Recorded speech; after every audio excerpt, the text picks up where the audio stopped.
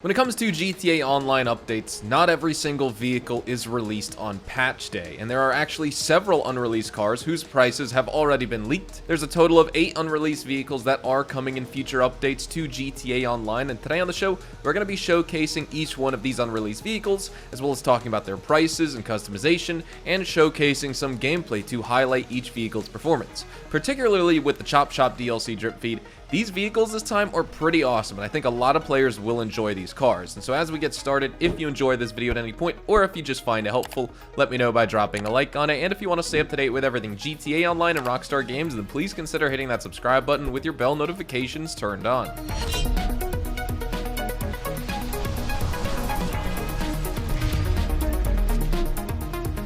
As always, I will have the timestamps for all of these vehicles in my description box, so if there's just one or two that you're interested in checking out, you can skip around and just watch those parts. But for everyone else who's curious about the entire drip feed and the context of it, let's talk about the release pattern real fast. In terms of DLC history, we used to get a drip feed vehicle basically once every week or every other week, with a few months of content drought at the end before next DLC would drop. But now, Rockstar has sort of used their new GTA Plus membership as a way to drip feed new content. What I mean by this is that Rockstar now prefers to roll out a fresh DLC car basically only once per month to coincide with the release of a new GTA Plus benefits period, where those premium subscription members get that new car that's included with that month's subscription. And so I'm sort of expecting nothing different for this DLC. I think we're going to see the exact same thing there. Typically, the first DLC drip feed vehicle becomes accessible about 1 week or so after the DLC's launch, followed by subsequent releases at monthly intervals. And what sets this DLC apart is the inclusion of a total of 8 unreleased vehicles here. So we definitely are getting hinted at for a prolonged period of a drip feed phase,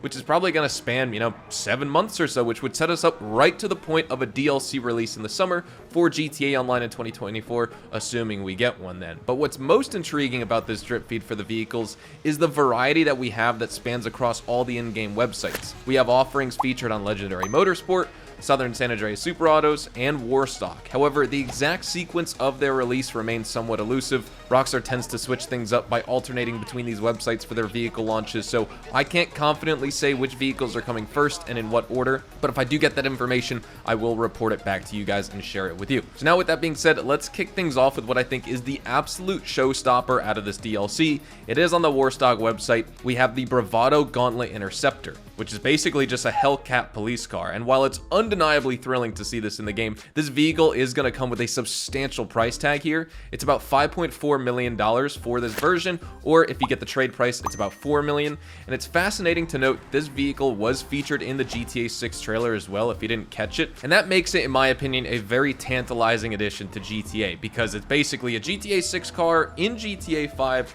and it's a cop car in general, which you could buy and players can own. However, it does fall under the emergencies class, which means you will not be able to use it in races because it isn't eligible for that. But now let's move on to Legendary Motorsport. So first in line, expected to hit the scene probably next Thursday the 21st, is the Gallivanter Baller STD. Hilarious name right there. This is an SUV class vehicle, and it carries a price tag of approximately $1.7 million, and clearly it takes inspiration from the 5th generation Range Rover, the L460. And so overall, I'd say it's an interesting choice, especially considering the plethora of other Range Rover variations at our disposal already in the game. And we did get one for Christmas last year, or with the contract update as well, and we're probably going to get another this year, and this is probably going to be it.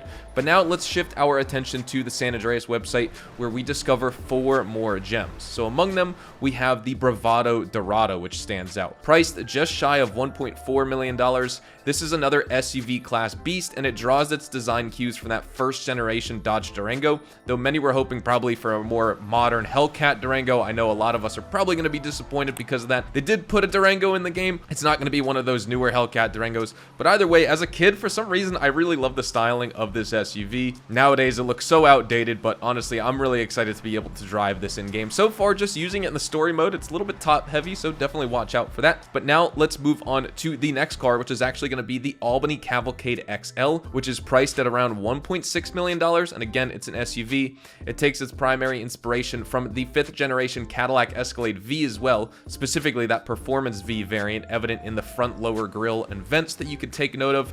And honestly, this car is incredibly fast off the line when you're driving it. That's what I noticed when I was driving it in story mode here. here, and so when you buy it, definitely expect it to pack a punch from a dig, so definitely get ready for that. But now I'm excited to talk about this next vehicle, which is actually the Declasse Impaler SZ. It's a sedan vehicle that's priced just under $1.3 million, and clearly this one pays homage to the 7th generation Chevy Impala SS from the mid-90s. This one, I actually really like how they included it in the game here, because these cars were known for housing a slightly different variation of the Corvette's LT1 engine, so they were really quick, and honestly they were highly modifiable sleeper cars, and that's something, if you're really into cars, then you probably know already, so it's not really that too big of news. But when I was kind of looking into this car, that is one of the things that a lot of people made note of on different Chevy forums and things like that. But also as a kid, I really, for some reason, like the styling of this one as well. Since I grew up in the Northeast in Jersey, you know, you'd see these in New York City all the time with the taxi cabs and stuff like that, and so I'm wondering, maybe, it doesn't appear to have anything in the game, but maybe Rockstar will add it.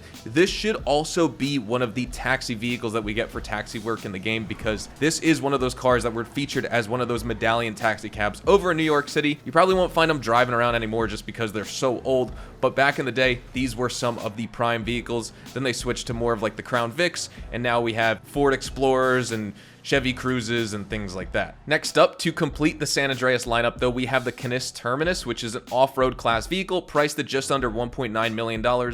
This is yet another Jeep we have in the game, and obviously it takes its cues from the Jeep Wrangler 392, and it stands out for that extensive visual customization options that you could check out once you buy this vehicle. But that is a feature that is conspicuously missing in previous Jeep models here in this game, so it's good to see that we have a highly customizable Jeep, and this one, just like that Cavalcade XL, it's extremely fast, so get ready for that. Now let's transition over to the Warstock website. These aren't really super exciting, but let's talk about them. We have the LSDS Boxville available for a standard price of around $500,000, and then a trade price hovering at approximately $350,000. This is a Pegasus vehicle, so it is going to have no customization, but alongside it we also have the Cluckin Benson, priced at roughly $700,000 and a trade price of $500,000. Again, just like the Boxville, it's a Pegasus vehicle, so no customization options here. And then finally, it's worth mentioning we do have a Christmas-themed Phantom truck and trailer in the game files as well. This is basically going to be a festive vehicle that sports a red and white color scheme, and you get all those Christmas lights all over it,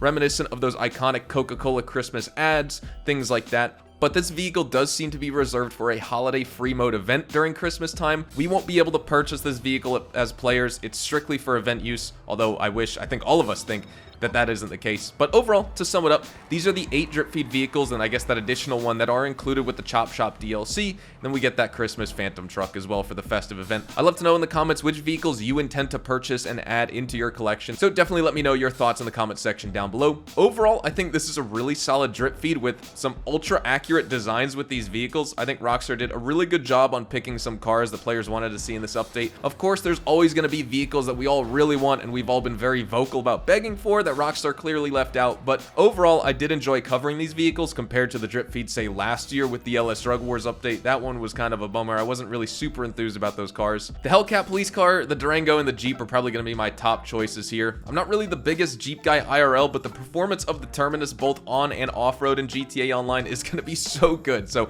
I just have to get this car. But with all that said though, I think we will be wrapping things up right here. This is not all the Dripfeed DLC content we have to discuss. We also have some other Christmas content, winter missions, exclusive and rare outfits, and more that you don't want to miss out on, but that's for another video here on the channel, so stay tuned.